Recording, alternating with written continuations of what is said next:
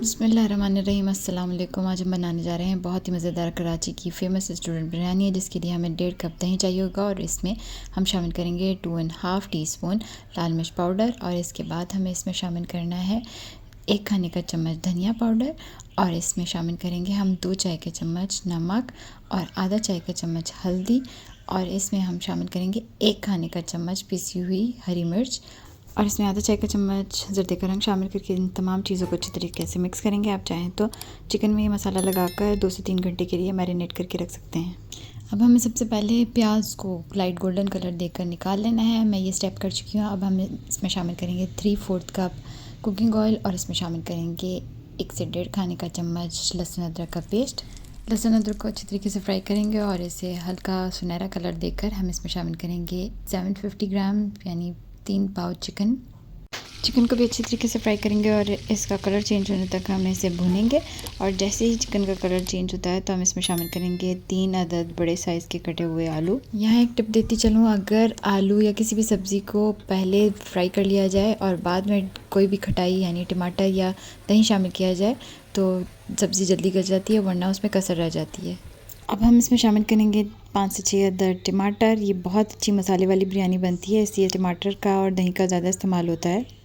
ٹماٹر کو بھی اچھی طریقے سے مکس کرنے کے بعد ہم اس میں شامل کریں گے دہی، جس میں ہم نے تمام مسالے شامل کیے تھے۔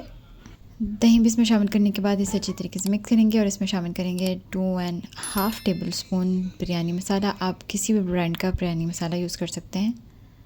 اسے بھی اچھی طریقے سے مکس کرنے کے بعد ہم اس میں شامل کریں گے 5 سے 6 عدد ہری مرچیں۔ آپ چاہیں تو اسے باریک کٹ کر کے شامل کر سکتے ہیں۔ اس کے بعد ہم اس میں شامل کریں گے آلو بخارے تقریباً 10 سے 12 عدد، اور اس سے بھی ہم اچھی طریقے سے مکس کر کے اسے کور کر کے رکھ دیں گے کہ آلو اور چکن اچھی طریقے سے گل جائیں اور اس میں تقریباً 1 کپ تک مسالہ رہ جائے، تب تک ہم اسے کور کر کے پکائیں گے۔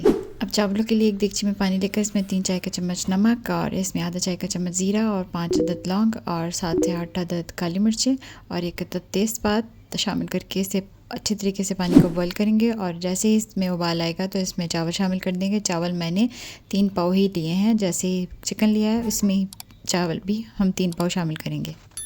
جیسے ہی قورمے کے آلو گل جائیں گے تو اس میں شامل کریں گے ہم اس براؤن پیاز تقریباً 3 عدد، اور اس میں 1 چائے کا چمچ گرم مسالہ پاؤڈر شامل کر کے ہم اسے اچھے طریقے سے مکس کریں گے۔ اب آپ یہ دیکھ سکتے ہیں اس میں تقریباً 1 کپ تک مسالہ رہ گیا ہے۔ اب ہم اس میں شامل کریں گے پودینہ۔ آپ اس میں 1 گٹی تک پودینہ شامل کر سکتے ہیں، میں نے اس وقت اس میں کم پودینہ شامل کیا ہے۔ اور اس کے بعد ہم اس میں شامل کریں گے چاول ابلے ہوئے۔ اس کے ساتھ ہی ہم اس میں شامل کریں گے 3 سے 4 کھانے کا چمچ سرکہ اور براؤن پیاز جو ہم نے بچا کر رکھی تھی۔ اب ہم اسے کور کرنا ہے تقریباً 10 منٹ تیز آنچ پر، اور 15 منٹ کے لیے ہم بالکل مدھم آنچ پر اسے دم دیں گے۔